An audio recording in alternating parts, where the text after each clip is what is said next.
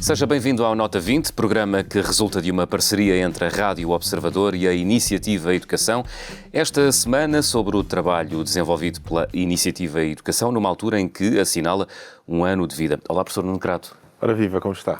Vamos à sondagem que colocámos no Twitter na semana passada. A pergunta que colocámos foi a seguinte: o que é mais urgente melhorar na educação em Portugal? O ensino da leitura ou o ensino profissional? E olhando para os resultados, professor, os nossos ouvintes estão divididos. 50-50, mais ou menos. É natural, porque são duas áreas fundamentais em que a educação em Portugal pode e deve melhorar. E, portanto, eu aí estou também dividido. Claro que a leitura tem uma relevância especial porque os jovens que começarem mal, ou seja, que tiverem dificuldades extremas de leitura nos primeiros anos de escolaridade, primeiro e segundo, têm muita dificuldade em recuperar e em acompanhar as matérias seguintes. Portanto, eu diria que é a primeira coisa a ser atacada é a leitura. E a leitura deve-se garantir que todos os jovens, ao fim do primeiro ano de escolaridade e, com maior razão, ao fim do segundo, têm uma fluência de leitura perfeitamente razoável e que, portanto, com essa fluência de leitura, conseguem ler um texto com calma, com naturalidade e aí perceber o texto. Porque a percepção do texto deriva em grande parte, ou digamos, tem como condição primeira a fluência de leitura. Porque se um jovem vai ler um texto aos poucos, com dificuldade, não consegue sequer tirar significado daquilo que lê, o que é natural. Portanto, leitura é fundamental. O ensino profissional também é fundamental, mas estamos a falar agora de uma outra época da vida dos jovens. Estamos a falar dos 15 anos de idade, da transição do básico para o secundário, e estamos a falar da economia portuguesa e do futuro desses jovens. Portanto, também é uma outra área fundamental. Portanto, tudo isto é natural.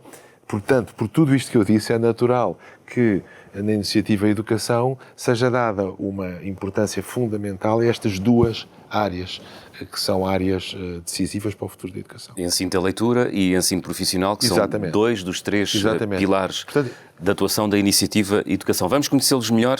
É convidada do programa desta semana Inês Soares dos Santos, do Conselho Diretivo da Iniciativa Educação, que esta semana assinala, como dizia, um ano de existência. Bem-vinda e muito obrigado.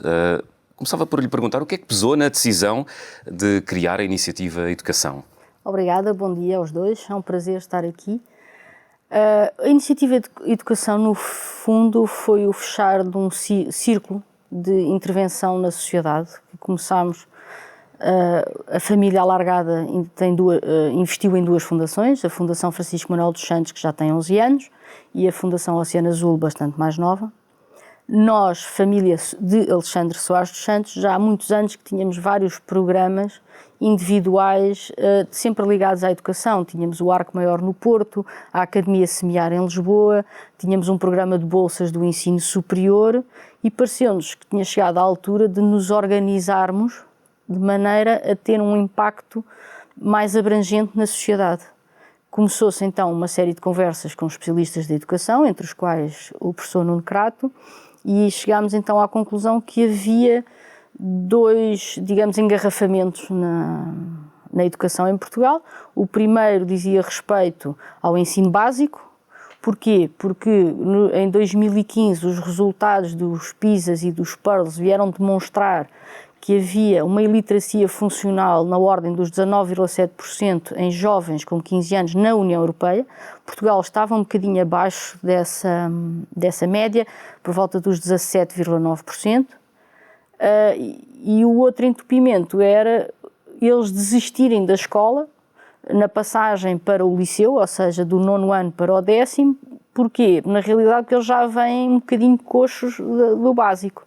E assim nasceram os dois programas, que é o A a Z, Ler Melhor, Saber Mais, e o Ser Pro.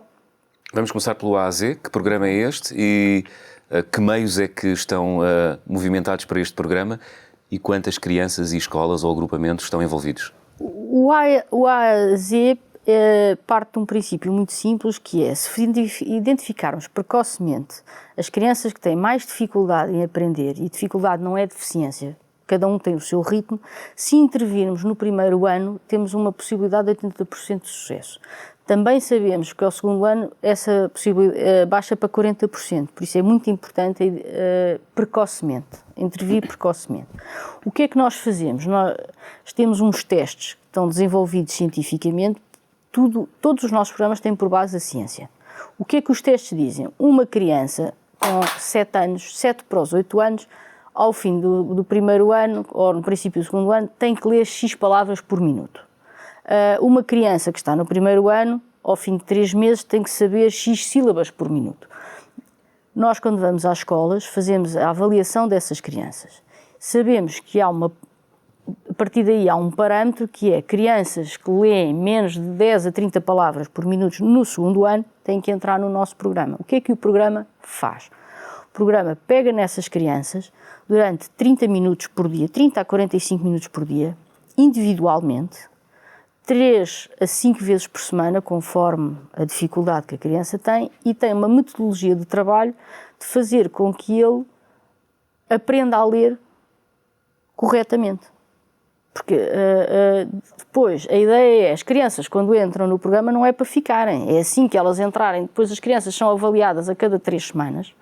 Essa avaliação é monitorizada por um grupo independente da Universidade do Minho, que é a nossa parceira, através do professor João Lopes, é a nossa parceira neste programa, porque nós fomos precisamente buscar quem sabe, quem já estava no terreno, não inventámos nada, nós apenas pegámos em pessoas que já tinham as ideias e não tinham como colocar as ideias no terreno, e nós ajudámos a colocar as ideias no terreno. E quantas crianças estão a ser... Quantas crianças estão neste programa, no A a Z? Sim, nós estamos em 3 grandes zonas. Estamos nos Açores com 3 agrupamentos escolares, na Ilha de São Miguel e na Ilha de Santa Maria. Estamos em Gondomar. Temos 2 agrupamentos escolares, que é a Marleja e Moura. Vamos agora iniciar em Oeiras. O ano passado tínhamos 97 crianças no programa em maio. Neste momento já temos 124, porque as crianças de segundo ano já foram avaliadas, já foram identificadas, já estão a ser seguidas, e pelos resultados preliminares, sendo que as do primeiro ano só são avaliadas mais perto do Natal, deveremos ir às 270, 272 no fim deste ano, ou seja, mais que duplicamos a capacidade relativamente ao nosso primeiro ano de intervenção. Porquê estes agrupamentos? Estes agrupamentos, as zonas foram escolhidas inicialmente tendo a ver precisamente o resultado do PIRLS, quais seriam as zonas que tinham mais necessidade, ou seja, a lógica é ir onde há mais necessidades, não é? Foi por isso que foram escolhidas estas zonas e porque fomos muito bem recebidos nessas zonas. Professor, não sei se quer fazer algum comentário. Não, isto é exatamente assim, como é evidente, e tudo isto é feito em acordo com as escolas e com os pais, com as famílias. Ou seja, o que nós temos feito é aproximamos das escolas e verificamos que nessas escolas existem dificuldades. Será que quererão um programa deste tipo de ajuda? Será que estão interessados em fazer um diagnóstico das dificuldades dos jovens? E as escolas dizem, ok, sim senhor, vamos embora, vamos trabalhar. Outras vezes são as próprias escolas que vêm ter connosco e dizem, olha, nós gostávamos muito de aderir a esse programa, achamos que isto é importante, achamos que temos um conjunto de crianças que beneficiariam muito deste programa. E depois, com a autorização dos pais, inicia-se este tipo de atividade que é muito sistemático, muito regular, como a Inês disse, e que por isso tem tido efeitos muito positivos. Mais uma vez, é completamente verdade, não há uma invenção da roda aqui, não. Quer dizer, porque isto são coisas que se sabem há muito tempo. Há muito tempo que se sabe que, intervindo na altura própria, portanto estamos a falar do primeiro e segundo ano de escolaridade, as dificuldades de leitura são ultrapassáveis. Imediatamente ultrapassáveis. O que talvez as pessoas não tenham noção, e isso é importante nós referirmos, é que essas dificuldades são muito mais generalizadas do que nós pensamos. Portanto, as pessoas costumam pensar, bem, está bem, há dificuldades de leitura, é natural em África, na Ásia, aqui e acolá. Não, na Europa e nos Estados Unidos, cerca de 20% das crianças que têm 15 anos ainda têm dificuldades de leitura, o que é uma coisa dramática. João, eu vou-lhe dizer, nós quando fizemos este programa, há aqui 2 pontos que eu gostaria de focar, que é este que o Nuno está a falar, mas é assim, o combate à iliteracia funcional é fundamental, porque o país só pode melhorar se as pessoas estiverem mais educadas a nível escolar e e mais elucidadas, mais informadas. Olha, se eu não conseguir ler, se eu não conseguir perceber o que é que me estão a dizer, eu não consigo ter uma opinião formada. E a família acredita profundamente que é através da educação que vamos melhorar. Nós estamos a trabalhar para um futuro melhor. O que lá está. Nós não temos políticas, nós não intervimos na política, nós intervimos com programas para melhorar efetivamente as pessoas. Nós, quando começámos a pensar neste programa, para ter uma ideia, quando começámos a fazer os orçamentos iniciais, o professor João Lopes disse-nos que calculava que 5%, máximo 10% dos miúdos testados iriam necessitar de ajuda. O mínimo que nós estamos a apanhar é 20%. Também estamos 20%. Em regiões que são mais difíceis, mas também que é preciso mas é um alerta que temos que estar atentos. Depois, e temos sido muito bem recebidos nestas regiões, temos tido todo o apoio das zonas. Depois, respondendo à sua outra pergunta, vamos para o Eiras, mas porque o Eiras veio ter connosco, que é também uma das coisas que queremos. Isto não é um programa que está parado, que tem ali uma fórmula e não sai daquela fórmula. Não, isto é um programa vivo. E a prova disso é que durante a pandemia tivemos que nos adaptar. E uma das coisas que nós fizemos e desenvolvemos antes de tempo foi as histórias do A a Z, que já temos 22 histórias, que são muito interessantes, até para quem não está nos nossos programas, o que é? São pequenos vídeos de histórias do Plano Nacional de Leitura, algumas lidas pelos autores, outras por pessoas contratadas, porque os autores não estão disponíveis por profissionais. E à medida que está a ler, a criança vai aparecendo o ritmo a que tem que ler, o que os profissionais chamam a sacada. E depois, precisamente porque nós estamos a trabalhar com crianças do 1º e 2º ano, os pais que estiverem a trabalhar com os filhos podem aumentar ou diminuir a velocidade da sacada. Não são, quando se vê os vídeos, as pessoas às vezes dizem não tem animação suficiente, mas a animação não é o principal, porque nós o que queremos é os miúdos focados no ritmo da leitura. E tem tido feedback, Inês? Tenho tido um feedback interessante, sobretudo de pessoas conhecidas que dizem os meus filhos adoram os vossos vídeos e consegui pô-los a ler, mas há depois a parte técnica e esse feedback talvez o professor tenha mais que eu. O que eu gostava de dizer é o seguinte, é que isto existe em alguns países, sobretudo em Inglaterra e nos Estados Unidos, é o chamado read-along, que é histórias que aparecem no ecrã que são lidas ligeiramente depois de aparecerem. Portanto, umas frações de segundo depois de aparecer a palavra, existe uma voz por trás que lê. Nós temos muito em Portugal, e infelizmente leituras em bibliotecas, leituras na internet. Portanto, o áudio segue... O áudio segue ligeiramente as frações de segundo depois da palavra escrita, de forma a que o jovem é incentivado a ler primeiro para si próprio e depois a ouvir em seguida a palavra. E isto, quer dizer, isto tecnicamente é uma coisa que é um bocadinho mais sofisticado do que parece, porque aparecem apenas palavras no ecrã, mas há um objetivo para isto. E o objetivo é que a criança não se distraia com muitos bonecos, muitas coisas que a podem distrair, mas que a criança se concentre na leitura. E, portanto, isto é um instrumento de apoio à leitura, que tem tido muito sucesso e nós estamos continuamente, todas as semanas pomos uma história nova, exatamente dessa maneira. Porque a fluência de leitura é algo que é absolutamente essencial. Se a pessoa não tiver fluência de leitura, se o jovem não conseguir ler com naturalidade, ele não consegue perceber o que está lá. Exatamente. Quer dizer, se a memória de trabalho se concentra em descodificar as letras, e se isso não é uma coisa automática, que é um automatismo que se ganha em poucos meses, quando as crianças começam a ler, ou pelo menos a parte essencial ganha-se em poucos meses, se isso não acontece, é uma corrida perdida e as crianças depois dizem que não gostam de ler, dizem que não percebem o que estão a ler e muitas vezes faz-se uma coisa que é o contrário que deve ser feito, que é dizer assim, não percebem, então vamos explicar.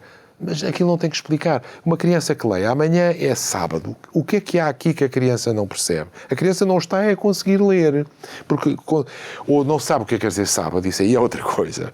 Mas, habitualmente, as dificuldades de compreensão derivam de duas coisas. Ou não percebe qual é o tema que está a ser tratado, ou que é aquilo em que nós devemos intervir com muita força nesta altura, nestes anos de escolaridade, não consegue descodificar automaticamente o que está a ler. Não tem esta coisa maravilhosa que a pessoa olha para uma coisa e lê automaticamente sem estar a pensar gravação, isto é um R, isto é um não sei o quê. João, depois se me permite, o não ler, o não terem esta fluência, não percebem, e se não percebem, desinteressam-se. Se desinteressam-se, não aprendem. E depois vem o outro problema, que é o abandono escolar e as limitações mais tarde. Por isso é que é fundamental trabalhar as bases. Ou seja, eu também quando construo uma casa tenho que fazer boas fundações, porque senão a casa um dia vem abaixo, não é? Aqui a lógica é a mesma. Muito bem, estamos com pouco tempo até ao final do programa. Há aqui um pilar sobre o qual gostaria de falar, que é o Ser Pro, que é outro dos pilares da iniciativa Educação. Inês Soares Fontes, qual é o Ser Pro, que é um programa para promover o ensino profissional? Qual é que é o objetivo deste programa? Com quantas crianças estão a trabalhar e que escolhas é que fizeram?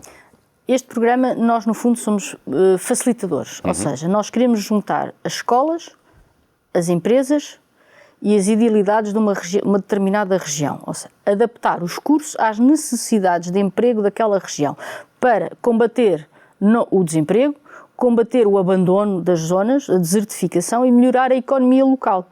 O que é que nós temos? Nós neste momento temos 8 cursos com 13 turmas, desde Lagoa, Amora, Sozel, Lisboa, Salvaterra de Magos, temos várias zonas, temos um painel de especialistas que ajuda as escolas que querem a desenvolver os cursos com os currículos adequados, depois contactamos as câmaras para serem facilitadores com as empresas e a formação é parcialmente feita in loco nas empresas, ou seja, ganham as duas partes porque tem uma componente prática muito forte e são jovens que já sabem que aquele tipo de emprego há disponível na zona deles. Porquê o ensino profissional? É decisivo. É decisivo. Eu acho que falta um bocadinho também uma mão de obra especializada, que não sejam só, perdoem-me a expressão, os doutores e engenheiros, porque depois há aqueles intermédios que na realidade podem ter belíssimos empregos, bem remunerados, mas as pessoas não sabem. Professor, temos 2 minutos até ao final do programa de hoje e há aqui um terceiro pilar da Iniciativa Educação que lhe diz respeito a si, que é o Add-on. Diz respeito a todos. O Add-on é um pilar. É uma plataforma de artigos, de publicação de artigos científicos. O Add-on é essencialmente duas coisas. É essencialmente um magazine científico, ou seja, é uma divulgação sistemática da investigação científica que vai aparecendo com impacto na educação. E que nós temos vindo aqui a discutir neste programa, portanto, artigos sobre a leitura, sobre a importância da memória, sobre como é que se desenvolve a compreensão, sobre a procrastinação dos adolescentes, sobre o multitasking, portanto, artigos científicos que vão aparecendo na literatura por especialistas, por investigadores e que nós tentamos reproduzir e com a ajuda de outros especialistas tornar acessível ao grande público, portanto fazer aquilo que muita gente acha que é absolutamente indispensável e que as pessoas se lamentam de não existir, que é os artigos estão nas revistas, são lidos nas revistas científicas, são lidos pelos especialistas e depois o público e os professores e os pais. E o que o Add-on faz simplesmente é exatamente isto, é trazer de maneira isenta, refletir e reenquadrar e explicar a investigação científica recente que está a ser feita. Depois, é um outro pilar aí, que é o pilar da informação estatística. Quer saber qual é o abandono escolar em Portugal este ano? Vai ao Add-on, está lá o abandono escolar. Quer saber como é que foram as notas dos exames, como é que foram as passagens? Está lá. Quer saber quantos alunos estão a frequentar o básico? Está lá. Portanto, não são todas as estatísticas possíveis, mas as estatísticas essenciais são 10 grandes grupos, indicadores. Os grandes indicadores de como está a educação em Portugal, para nós estarmos informados, sabermos do que é que estamos a falar. Parece-lhe que o professor explicou bem, Inês Soares Santos explicou. Lindamente, eu acho que o professor explicou lindamente. Eu só diria, assim, nós temos um ano de funcionamento, não é muito, ainda por cima com a pandemia, já temos à volta de 270 jovens na leitura, 170 no Ser Pro. A nossa ideia é continuar a crescer com alicerces bem fundamentados, não é uma explosão, e o que nós gostaríamos, o nosso grande objetivo final, e eu acho que o professor concorda comigo, é nós teremos cumprido a nossa missão no dia em que já não formos necessários. Muito bem, portanto estão a correr a favor da inutilidade. Nós temos 10 anos de budget assegurado, não é? Temos 10 anos, disseram-nos, está aqui o vosso budget para 10 anos. Pelo menos. Por isso temos 10 anos para fazer isso, é um desafio. E é espantoso pensar que já passou um ano. Aliás, que amanhã, 22 de outubro, passa exatamente um ano sobre o nosso lançamento. Muito bem. Inês Soares Santos, muito obrigado por ter vindo ao Nota 20 esta semana. Obrigado, eu. Professor Nuno Crato, estamos quase a chegar ao fim do programa. Vamos deixar a habitual pergunta à qual os ouvintes podem responder já daqui a instantes no Twitter. Portanto, a pergunta desta semana é: a videochamada torna as reuniões mais cansativas? Sim, é uma das opções. Não, o meio é irrelevante. Professor Nuno Crato, até para a semana. Até para a semana.